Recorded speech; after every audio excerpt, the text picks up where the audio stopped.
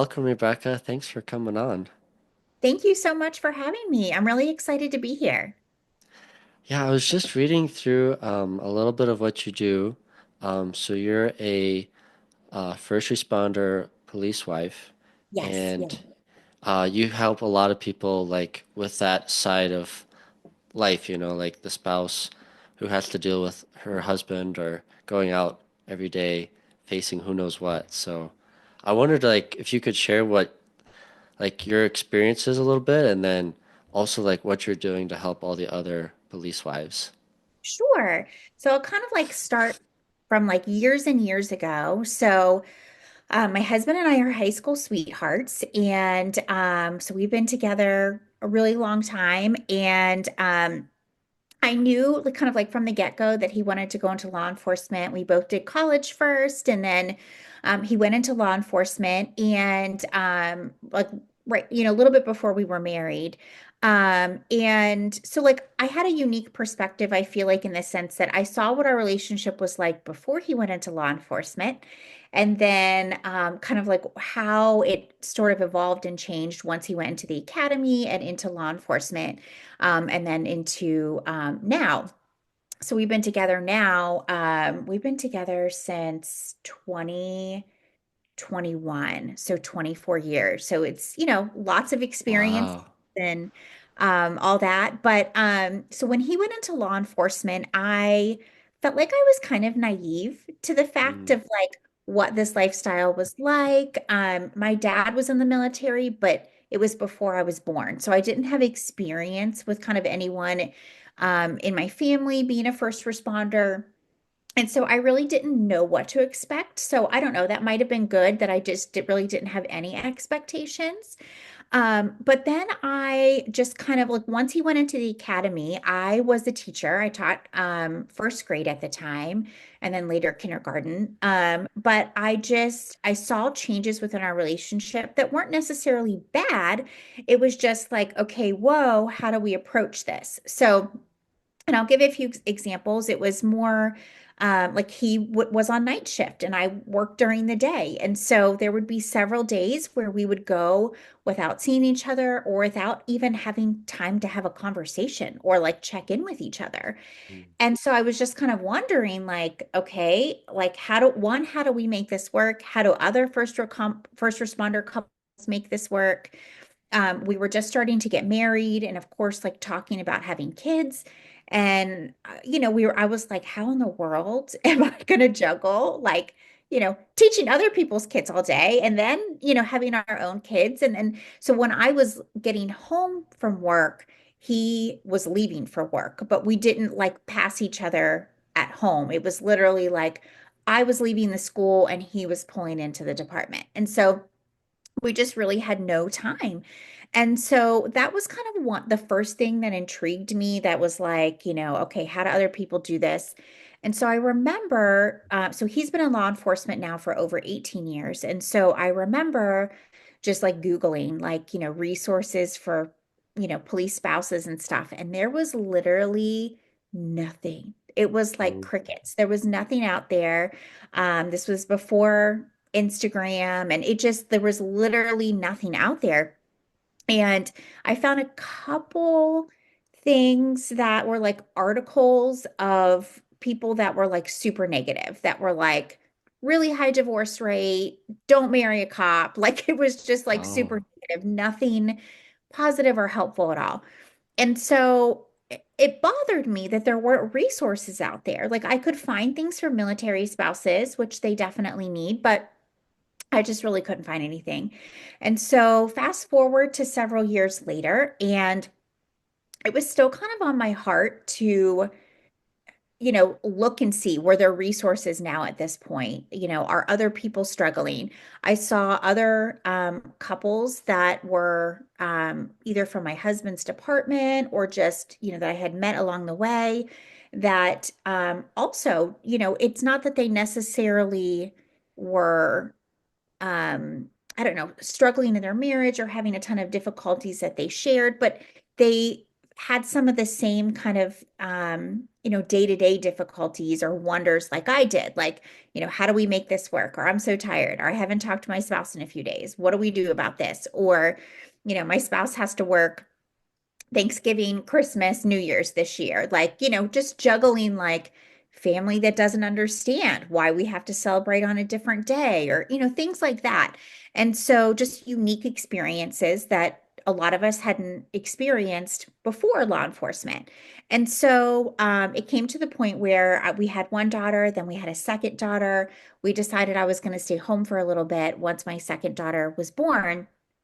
And in that time, I was kind of feeling like one, I needed something for myself. I really like to write. I just needed like a creative outlet. And being a teacher, like a, kindergarten, first grade teacher, I was able to kind of be creative and, with lesson plans and different things that I did with the kids.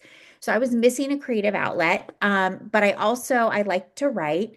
But it was also just really on my heart to serve these first responder families. And so again, I started Googling, trying to look for things. Again, there was nothing. And so I was like, you know what? I went to my husband. I'm like, I think I'm just going to share about our experiences. Like, is that good with you? He was like, yeah, of course. And so I was like, I think I'm just going to share like, what we've been through, how our experiences are, a little more unique than like normal 9 to 5, you know, couples and just see where it goes. And so I did. And I don't say this in any way to brag whatsoever. It just let me know that this was something that it was like an underserved community. I felt like I think it was like I started a website. It was totally like black and white. Like I had no idea what I was doing. I was not technologically savvy at all. I'm still probably not, but so I started a website, and I think it was the fourth blog post I had written. And so I don't know who in the world found it. Literally have no idea who found it. And it got shared, and it had like 2 million views in one day. Wow. And I was like, what? Where are all these people coming from? What's happening? It had comments on the blog post, and people were commenting. They were like, I'm a first responder spouse, write more, keep writing. Can you share about this? Can you share about that? And so literally it just felt like overnight that was born. And Mm. I loved it. I was like, for me, it gave me something like a creative outlet. It allowed me to connect with other people that were in the similar shoes as me. So I literally went downstairs in our basement. We had a little office down there, and I would write. So my husband was night shift, and I had, a toddler and a baby. And I would go down, put my kids to bed, and I would write, no joke, from 8 p.m. to midnight, 1 a.m., sometimes 2 a.m. in the morning every night. And I did it for 2 years. And I loved it. And I still love it. It's just, I don't, now I do it full time in the daytime. Uh-huh. Um, but I just wanted to help these couples and these spouses so badly. And I also loved again that creative outlet that it gave me. And so that's how kind of Proud Police Wife was born. It started with the blog and website. Finally hired someone to like help me with the website part of it because it was, still like black and white. And um but that's kind of how it started. And then it's just grown from there. So that was my daughter is 11, and it was more like nine. It's about been a little over 9 years now that I started that. And so now it's grown to I have the website, I have a podcast, I have 2 books. I do an annual conference, which I know we'll talk more about, and then like my social media channels and stuff too. And so it's just been a wonderful experience. And I love, love, love getting to serve the first responder community for like the spousal side. For me, it's grown into more of, initially I just wanted these spouses to have something that like a place they could go that wasn't incredibly negative, that just, Yeah. was real and relatable and honest and shared, all the negatives and positives. And I wanted them to have a safe space to go. Mhm. And it is that. But now it's kind of grown too, just out of I've seen the fact that there is a demand to have resources for first responder families, not just the first responder, but the family side too. And so I've really wanted to make sure that these families have resources. And if I don't have the resource, I want to find the resource. I want to connect with other people in this community to be able to find those resources and bring them together. Because a lot of times there are resources now that years have gone by, so many more resources, but people don't know that they exist or they might not have access to them. And so I really try to make it my mission to share those. And then I also just want to kind of, um, humanize the fact that, these first responder families are going through, different unique challenges. And I want it to be a relatable place where they can Mm. come and see that, like, oh my gosh, we're not the only ones struggling, or oh my gosh, we're not the only ones dealing with this. I want them to know that, like, other couples may have gone through this, but here's how they dealt with it. Or so I really try to, like, if there is a problem that somebody's going through, hopefully offer a solution so that they don't feel so alone. But that was a really long-winded answer to your No, that was question. amazing. That was great. I I love how like you saw the need and then essentially just brought in your own creativeness to like solve that Thank because you. I think that's what makes for the best entrepreneurs and people that are they see a need and then they're like, well, I could do something about this, you know? Right. Yeah. But yeah, like I was curious because I have well, quite a few um friends that are police officers, and I wonder like how do their wives handle it? Because I feel like it's almost harder for them sometimes than the guys, because the guys are like, oh, this is just my job. Right. Right. It's kind of like for me, like I usually don't tell my mom what I'm doing in construction because she'd be too nervous, you know? Yeah. But Yes. for Yes. me, I'm like, well, that's just every day, you know. But um, having that resource that you've made, I bet helps so many people just like, okay, this is how I can have peace knowing that this is okay, we can make it through this or whatever. Yeah. Right. Yeah. And really too, I think, looking back, I think there are some times where it's like there's so much fear kind of centered around their job. But I think that Mhm. fear comes from unknowns, like not knowing what they go through day to day, or hearing a siren and not knowing if that's your spouse or not, and like how to deal with those fears. And I think just the more that we talk about these things, and the more that we make them kind of normal conversation within the first responder community, it's going to make for, stronger individuals, stronger relationships, stronger families. And so I think just having discussions like this is so important. And I think that's what wasn't happening years ago. Like people just were not including the family whatsoever.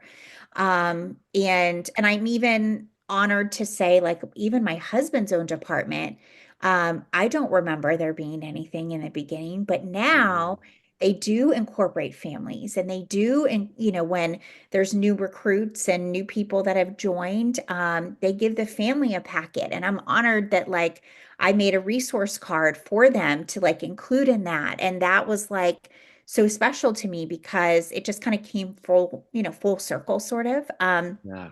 And so it's been awesome to just see the changes too within departments, and not just my husband's, but others that are really seeing the value in including the family, because it's not just the first responder that serves, it's the entire family, because the spouses are the ones that are keeping it together on the home front. They're keeping things running. And that's not to say that, like, a first responder is not doing things at home. It's not like that. It's they, many of them, including my own husband, are incredibly, supportive and amazing partners and parents and incredibly valuable at home.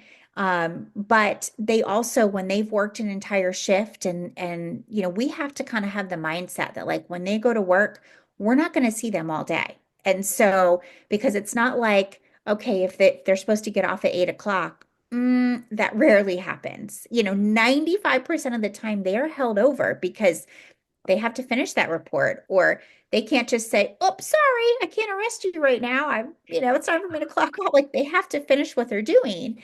And so we just kind of have to have the mindset as the spouse and the family that we're in charge. We're running the ship when they're at work. And so that can have a mental load or an emotional load that people don't see. And Mm. so just kind of helping these spouses know that like you're not alone. There's other people that are going through this too. And it's not all negative. It's not all bad. There's different ways different tools that we can use or strategies to kind of help us get through this. And I think it helps too. I also do after the conference every year, a like a matching, excuse me, like a matching program. So it's where I match, other police wives with another police wife that has, similar kind of life experiences. Like, are they could live in Arizona and have two kids. And then I match them up. So they kind of have like a friend, somebody that they Yeah. can talk to, relate to. And so there's community in that. And that's what a lot of the spouses I think are lacking is that they want community. And that's hard to find sometimes. For sure, yeah, especially if a lot of your other friends don't have that type of daily stress. And Yes. so it's like you almost need someone that's been in the same place in order to Yeah. have a friend that you could actually share things with. Yes. 100%. Because the fact of the matter is, it's like, one, I think it's very healthy, I'll say, to have friends that are outside of the job because it's healthy to have like that boundary. So that's good. But Hmm. it is also nice to have that camaraderie with people that understand what you're going through because there's no like, you don't have to explain it really deeply, like it's more, I had a friend that in our old neighborhood that I used to walk with her, and our spouses worked together. And so I'd be like, well, we'd walk kind of like when our spouses were home and they could watch the kids. And it was our time to kind of like walk around the neighborhood and get away. Be like, oh, he's running late. And she's like, mine too. Like there was no explanation. It's not like Mm. that other friend who doesn't have a first responder spouse is waiting on me or doesn't understand. Like it's nice to just have someone who gets it where you don't have to really like explain the reasons why behind things. And it's just nice. It's comforting.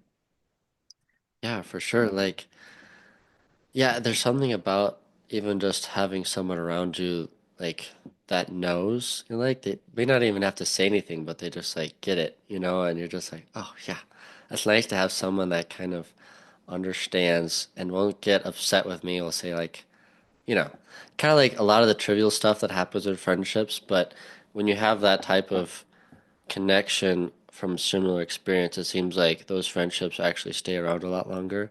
And I think that's what Sure. people really want. So, Yeah, I think it's true. And just as human beings, we thrive off of connection. Like that's how we were yeah, designed, is to be able to have connection with people and talk with people and be relatable with other people. And so I think you're right. I think when we have those friendships that just have like that underlying understanding where you don't have to explain things and it's just like they respect that and it's nice. And I definitely yeah. think like I mean one of my very best friend, her husband is not a first responder. However, he has a job that still requires him to be gone a lot. Hmm. He has very, very long hours and days. She has kids around the same age as me that he she's taking a lot of the responsibility as far as like school and sports and doctor's appointments and things like that because her husband is working closer to like DC and so he's gone for a long time. And so she may not have the same exact experience as me, but what's nice is like she has similar experiences with her husband's job. So it's nice because she still understands. And I Hmm. think that's important too, is like even if people don't understand, if there are friendships where they want to understand or they care to understand and they have that respect, I think those hold a lot of value too. Hmm. Yeah, for sure. Um, actually, that makes me wonder a little bit about like what have you been finding to be the best way for people to have like a good mental space about their husbands or their spouses being in a job that's so dangerous? Yeah. Because I know a lot of it's always easy to worry and stress. Yeah. And I was wondering like what have you found to be the best ways to handle that in the day to day? Yeah. Well, one is I will always say first is my faith. Hmm. And so I, definitely have gotten closer to God and grown my relationship with God when my husband went into law enforcement because it just really grounded me in the sense that I do believe that, God equipped him to and trained him or put him through training, of course, like in the academy and stuff to do a good job at his job. And so I Hmm. do firmly believe that. And so when I am like anytime if I am struggling or if I was, prayer was always the first place I would go to. And then just having my faith that God will protect him and bring him home at the end of every day. But also I think another huge part for me, and this is one that I really try to encourage other spouses to do as well, is we need to have our own hobbies, our own routines. Hmm. And that doesn't mean that we have a life completely outside of our spouse. They're included in that too when they're, home and their schedules allow. But there are so many times I remember this is for myself too, but also when I talk to other spouses, I remember when my husband first started in law enforcement and we didn't have kids yet. Again, I would teach, he would be at work, I'd come home, and I was so lonely. I'm like, what do I do at night? Like, he's not here because yeah, as a reminder, I kind of went from we did have evenings together to abruptly we just did not. And Yeah. so it's like, what do I do with myself? Like that I'm lonely, we don't see each other. Um, and I remember another wife saying, "Oh, I listened to the police scanner." And I was like, absolutely not. I am not doing that. Like that. So that is fear and pain. I would not, that would be a big trigger for me. Excuse me, that is not something I ever wanted to do, and don't recommend it. But I just was like, I needed to kind of like find things that I enjoyed. That we had things that we enjoyed together. There were still things that I enjoyed, like writing and reading and stuff. But Hmm. when you go from like kind of having a routine with your spouse and then that routine changes, you kind of have to find your own new routines. And so we still have them as a couple and we have routines as a family. But now, looking back, like 18 years later, one of the biggest things that's helped me is to have my own routine. And so I know when he gets up and goes to work, like, okay, that's, he's gone for the day. If he gets home on time, that's like a bonus. But I don't count on it. Instead, like I still go about my normal day. I don't kind of I don't know, really change my life to fit his schedule. His schedule has changed countless times over the last, 18 and a half years. And it's going to continue to change until the day he retires. And so I really wanted my own routines because I thrive off routine. And I really think too, like having my own hobbies and having, my own work and having our kids have their own things. It's really, really important because, um, and this may sound bad, and I don't mean it bad. It's just, I don't wake up every day and fear my husband going to work. I just don't. I did have that in the very beginning when I another wife was telling me, listen to this scanner, check out the Facebook page, like all of those things. Those were triggers for me, and I had to learn early on, like that's not healthy. I don't need to be watching his every move. Like, Hmm. you know, there it's all good news until it's not good news. And so I just had to kind of have that mindset. Is there a like a knowing in the back of my mind that like his job is inherently dangerous? Yes, of course. But I also live with the fact that like life is inherently dangerous. I mean, people getting, car accidents all the time and different things like that. So like I'm aware that just the world is dangerous and we live in a broken world. So I don't have that everyday fear that like he's not going to come home or that something could go wrong. I think I had to tell myself very early on that that just wasn't a healthy way to live. And if another spouse hears this and listens to that, I hope that that mindset can, that can be something that you adopt as a mindset too, is that we can give all those burdens and those fears to God. He will take them gladly. And then we can find ways to be healthy ourselves by, having our own routines, having our own hobbies, Hmm. and yes, I, kiss my husband goodbye. I always say, be safe. I love you.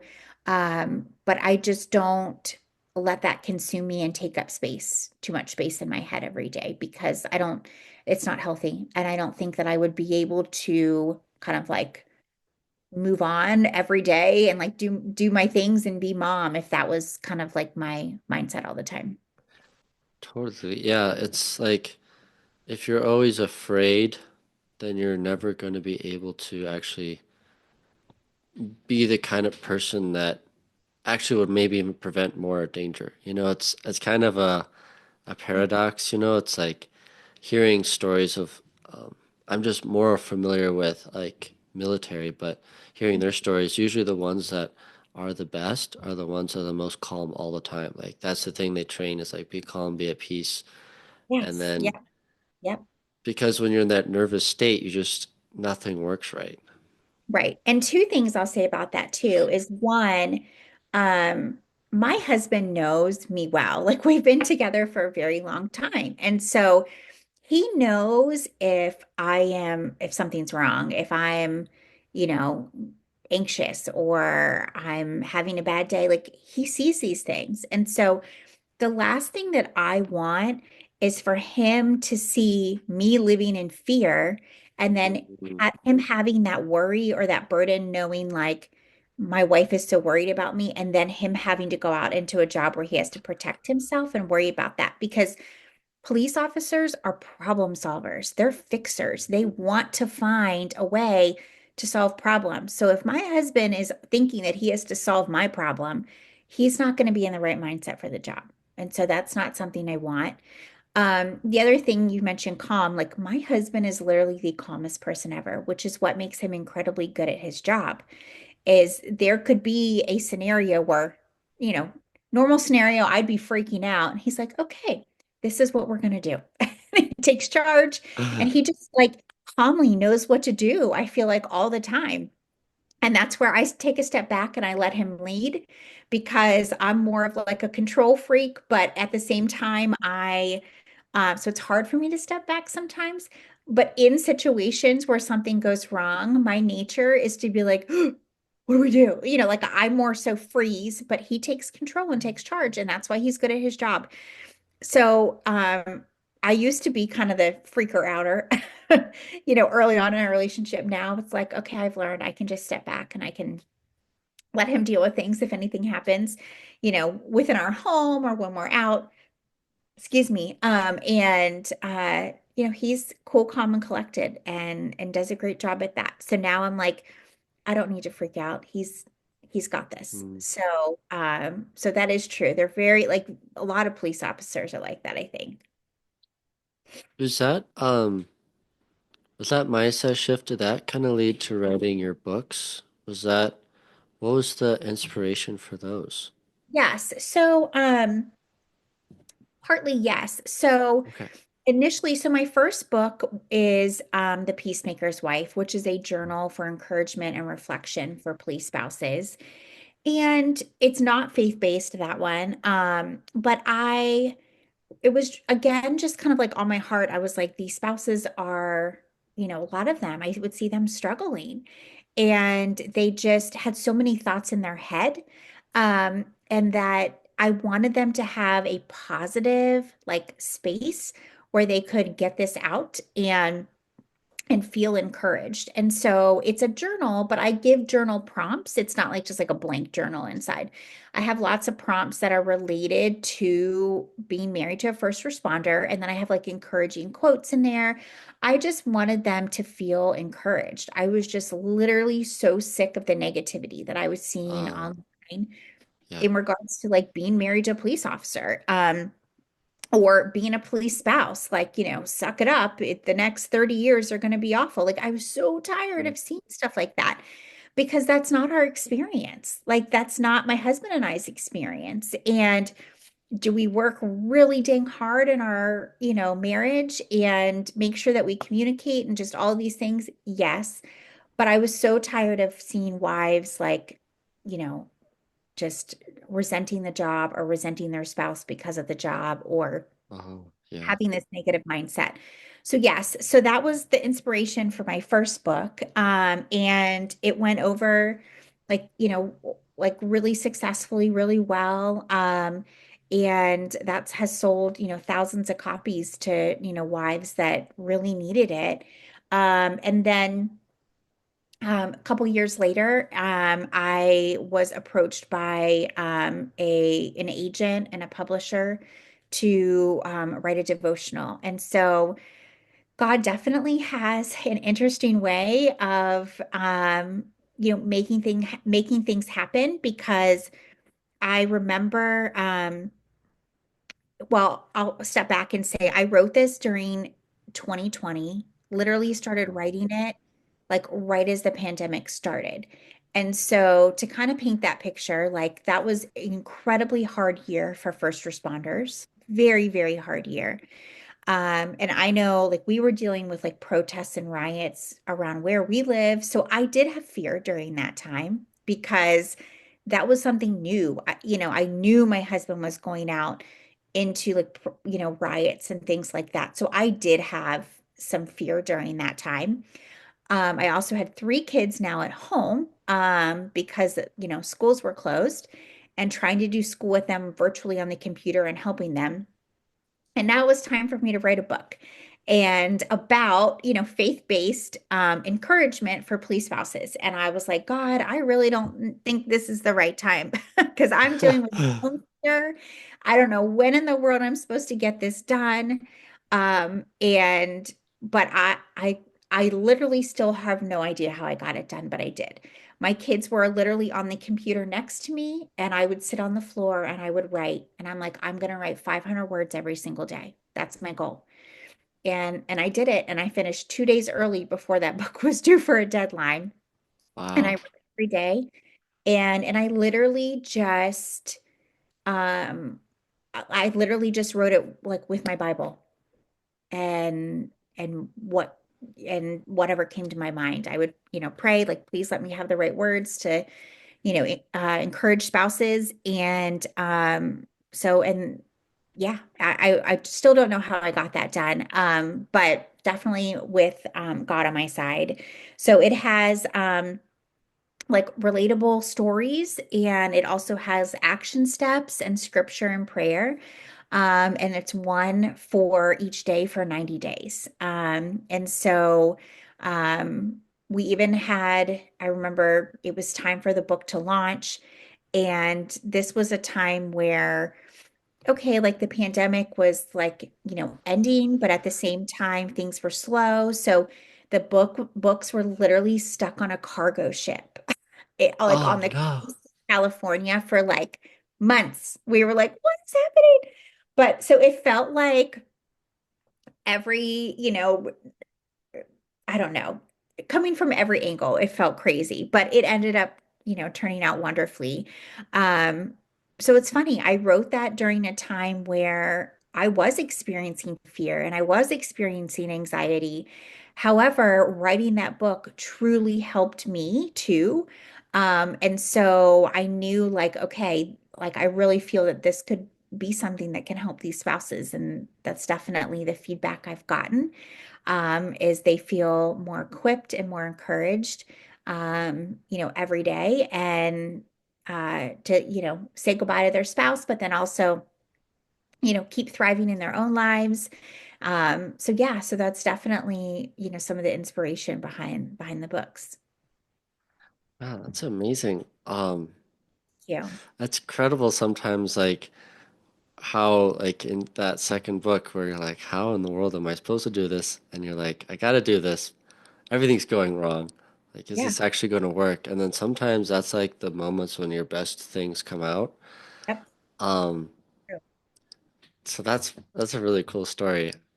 Yeah. Um, Yeah. Yeah. I was resisting. I was like, I don't like maybe we should wait. Maybe this is like not a sign that this is not a good time. And nope. It was, um, everybody's like, you can do this, you got this, it's fine. I'm like, "Mm, I'm glad you guys believe so, but I did yeah. it. And it was I'm so proud of it. So proud of it because it was definitely one of the harder years, I think Mm, literally for everyone, but definitely one of my harder years. With my husband's job and the impact it had on us as a family and then our kids. My youngest was 2.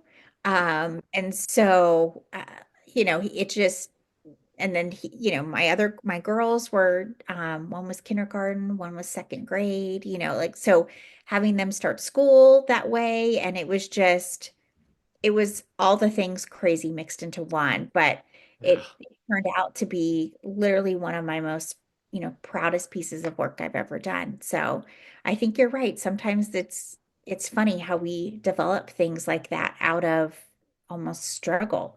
Yeah. Yeah, it's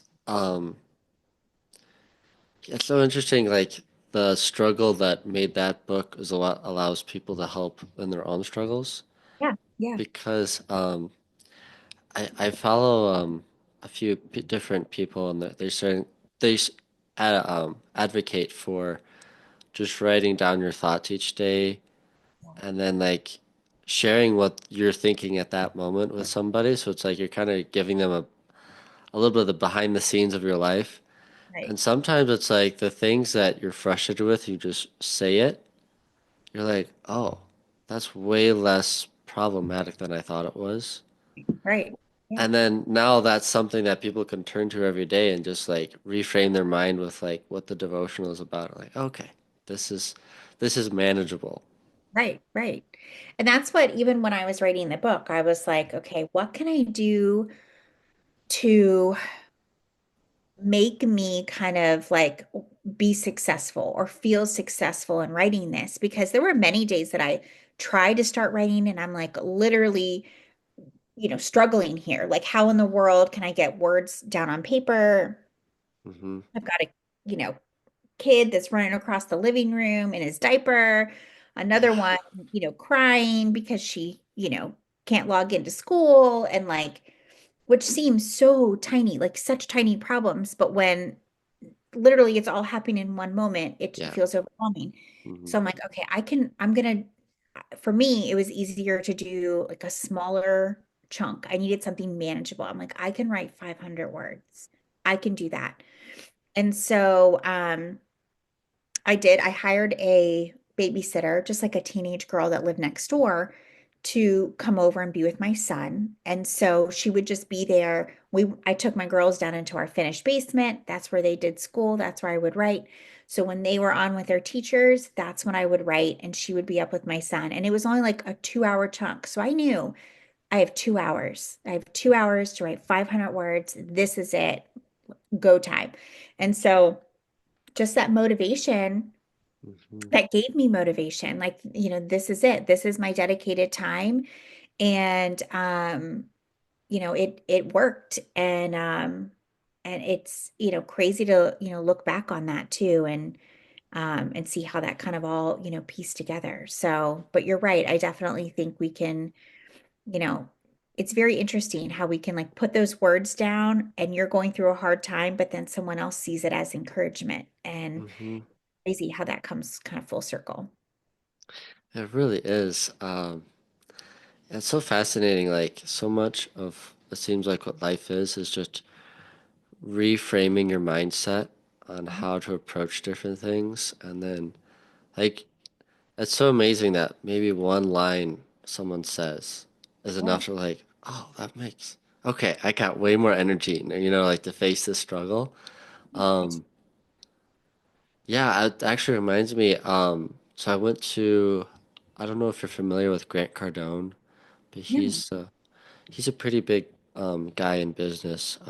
But he runs this 10x growth conference. It's like a big business conference, and so it's 3 days, and some really big names came on, like Martha Stewart was there and Ryan Reynolds. So pretty cool. But like going into that environment, it kind of like just shifts your whole mindset. And so I was wondering if you could maybe share about what your conference is about, Yeah, because sure. um, I was just reading through it, but I didn't get too much time to understand what it was really like.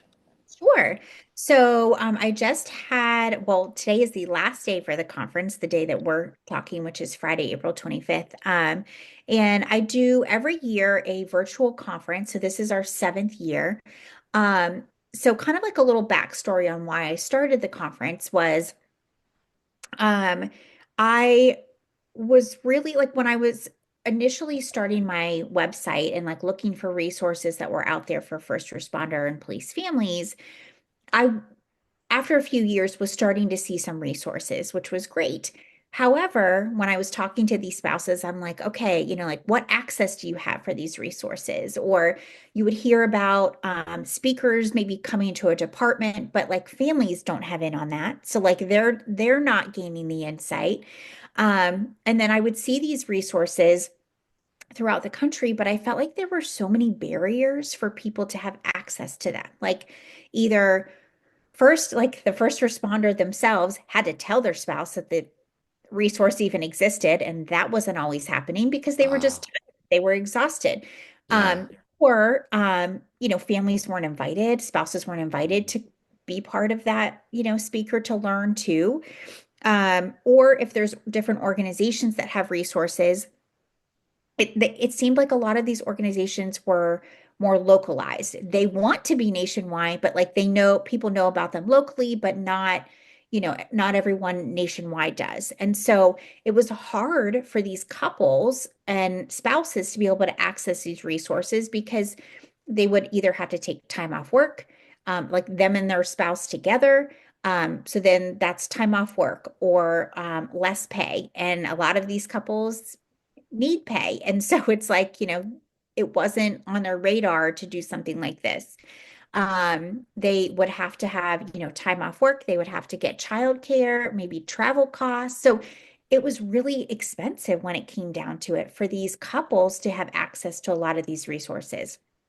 And so I was just really looking for a way that these spouses could get resources without all of these barriers, and I couldn't find anything. So of course, I was like, I'm going to develop it myself. If there's not one Mm. out there, I'm going to make it myself. And so I did the first annual Police Wife Conference, and it's not just for police wives. That's my kind of like my brand name is Proud Police Wife, but it's for any first responder spouse or family member. And I wanted it 100% virtual.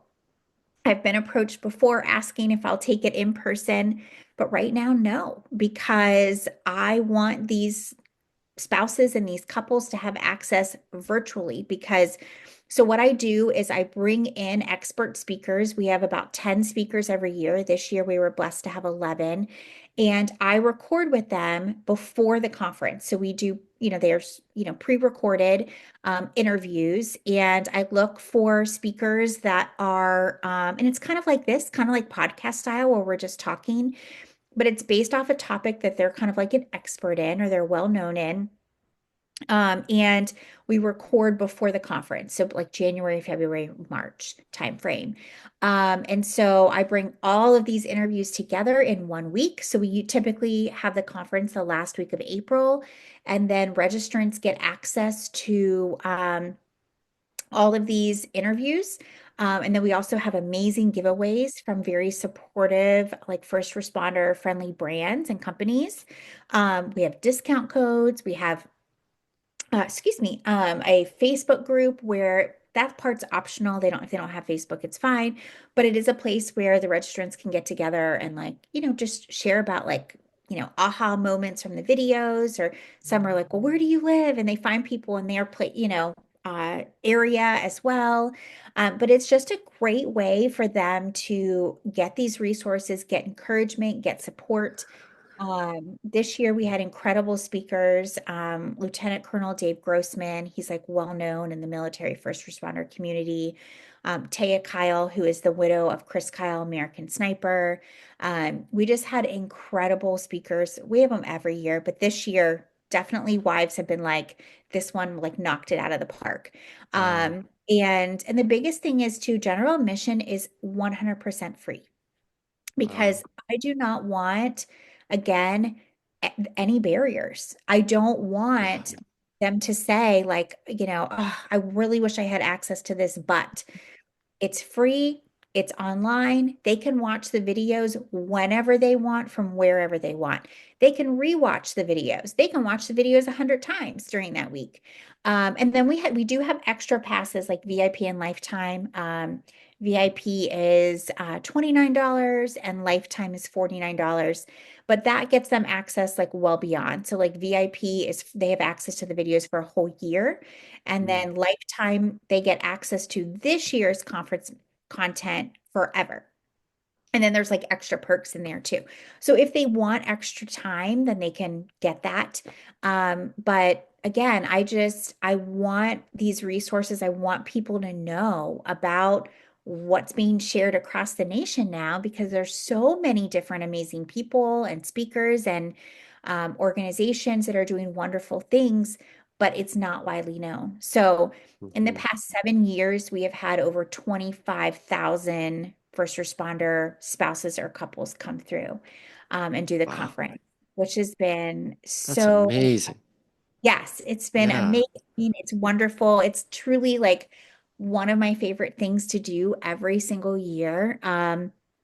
It's very rewarding. And I just love, like this year, I'm blown away by how many first responders are watching the videos with their spouse. Mm. And that honestly like brings tears to my eyes, because just knowing that the first responder wants to know how to like better their marriage or see the struggles that their spouse is going through so that they can, meet them where they are. Like it's so important. And I think it's only going to make stronger marriages. And Mhm. it's so important to me. And so seeing that is just incredible. So that's kind of the conference Yeah. in a nutshell. Yeah, I don't know when this will release, but people will still be able to sign up. General admission will close today, but people will still be able to sign up for the lifetime pass. Okay. So, anybody listening, if they want to, grab that, you can even gift it to a first responder, Oh, spouse or couple that and they have, access to listen to those videos forever, which is great, because they're really, really powerful conversations that are incredibly helpful for first responders and their spouses. that's truly amazing. Thank you for doing that because I know that just, I mean, in the business side, but just it's amazing having those groups of people together, all being finding a resource that powerful. So I'm so happy that that many people have found that your conference and then be able to attend. That's amazing. So, Thank you. Yeah, I love it so much. Um, it's definitely, I pour my heart into this because I see, I'm reminded definitely at the end, like seeing all these testimonials and all the messages and the emails that I get. And there's hundreds upon hundreds of them about how much people needed this. And mm, and that right there tells me like, this is it. Like I'm going to keep doing this because they absolutely need these resources and they're not Yeah. as a whole getting them anywhere else. And so I want to, keep providing that for sure. Yeah, and to have something that like you've gone like resources that you know will work. Because a Yes. lot of times people will look up something and they don't know anyone that's used it. They find it online and like, was this good or not? So having like someone Yes. that's lives that life and knows exactly what to send to people is so powerful. Yeah. Yeah. So, And yes, that's so true. And I've gotten to know a lot of these speakers, well too. So I know that they're well known. And my my degrees before I did all this, when I went to school, was like psychology. I minored in statistics and then education. So mm, research and data and all of that is also really important to me because, that's something that I love. And so I want to make sure that these are culturally competent people that are coming in here sharing about this. And I want to make sure that the stuff that they're sharing, a lot of it is research based and yeah. mixed with some of our own experiences, of course, because a lot of them might be first responder spouses too that happen to now be counselors or Mm, um, own their own organization helping first responders. So a lot of, some of it is lived experience, but other pieces is that research. And so it's so important. And, we talk about everything. We talk about parenting around shift work. We talk about critical incidents, just encouragement for the spouse marriage tips, but we also talk about things like sleep and how important it is for, sleep when you are on opposite schedules as your spouse. What does that look like and how does that impact your relationship? And so all of these things, like we have, a variety of topics and try to change it up as much as we can every year. And you know, let's give like a more well-rounded conference experience. yeah. That's a really amazing. Yeah, it's great to have all of that in one place, like what you made it to be. Um, I think we're probably running out of time, so I was wondering if maybe you could just share um, where people can find you, and then we'll drop all the links below in the description once it goes live. But yeah, So you can find me on my website is proudpolicewife.com. Instagram is proudpwife. And that's where I'm most active. I'm on Instagram every single day in my stories. And my books are on Amazon. So if you just type in Rebecca Lynn, like police wife, they'll come up. And then my podcast is Proud Police Wife as well. So you can basically just type in okay, Proud Police Wife online and you'll be able I'll to find it. find everything there. And the conference links, there's a tab for that on my website as well. So Okay, pretty easy to find everything there. But thank you so much for having me on. I really appreciate it. yeah, it was wonderful getting to chat with you, and thank you for sharing so much. I would love to help connect as many people that from our audience to yours to find your resources. So, um, yeah, I'll let you know when it goes live, and hopefully everyone will be able to find a lot of what you found today or shared today to be helpful in their own lives. So, thank you. Great. Yeah, definitely. Yeah.